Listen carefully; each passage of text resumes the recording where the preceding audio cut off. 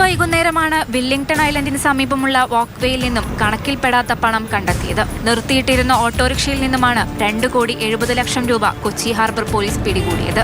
സംഭവവുമായി ബന്ധപ്പെട്ട് 2 പേരെ പോലീസ് കസ്റ്റഡിയിലെടുത്തു. തമിഴ്നാട് സ്വദേശി രാജഗോപാൽ, ബീഹാർ സ്വദേശി സബിൻ അഹമ്മദ് എന്നിവരെയാണ് പോലീസ് കസ്റ്റഡിയിലെടുത്തത്.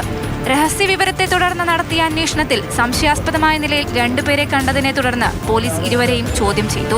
പരസ്പര വിരുദ്ധമായി ഇരുവരും സംസാരിച്ചതിൽ സംശയം തോന്നി. പോലീസ് ഓട്ടോറിക്ഷയിൽ പരിശോധന നടത്തിയപ്പോഴാണ് 2 ബാഗുകളിലായി 3 കെട്ട് തുണിസഞ്ചികളിൽ പണം കണ്ടെത്തിയത്. 97 കെട്ടുകളാക്കിയായിരുന്നു പണം സൂക്ഷിച്ചത്. കസ്റ്റഡിയിലെടുത്തവരെ ചോദ്യം ചെയ്തപ്പോൾ ഇരുവർക്കും പരസ്പരം ബന്ധമില്ലെന്ന് മൊഴി നൽകിയതായി പോലീസ് പറഞ്ഞു. ഏതാണ്ട് 2.5 കോടിയിലധികം ഉണ്ടെന്നാണ് നമുക്ക് മനസ്സിലാവുന്നത്. ഓപ്പറേഷൻ ഡി ഹണ്ടുമായിട്ട് ബന്ധപ്പെട്ടുള്ള പരിശോധന നടന്ന സമയത്ത് ഒരു ഓട്ടോറിക്ഷ കാണുകയുണ്ടായി. ആ ഓട്ടോറിക്ഷയിൽ ചെക്ക് ചെയ്യാൻ വേണ്ടി ചെന്നപ്പോഴത്തെ അവരുടെ ആ പരിങ്ങൾ കാണുകയുണ്ടായി.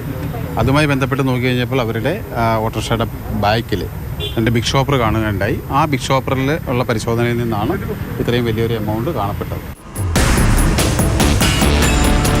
തമിഴ്നാട് സ്വദേശിയായ രാജഗോപാൽ 20 വർഷമായി കൊച്ചിയിൽ താമസിച്ചു വരുമായിരുന്നു. ബീഹാർ സ്വദേശിയായ സബിൻ കൊച്ചിയിലെ ഒരു തുണിക്കടയിൽ ജോലി ചെയ്തു വരികയായിരുന്നു. പണം ആർക്ക് കൈമാറാനാണ് എത്തിച്ചത് എന്ന വിവരം പോലീസ് അന്വേഷിച്ചു വരികയാണ്. പണം സൂക്ഷിച്ചിരുന്ന ഓട്ടോറിക്ഷയും പോലീസ് കസ്റ്റഡിയിലെടുത്തു.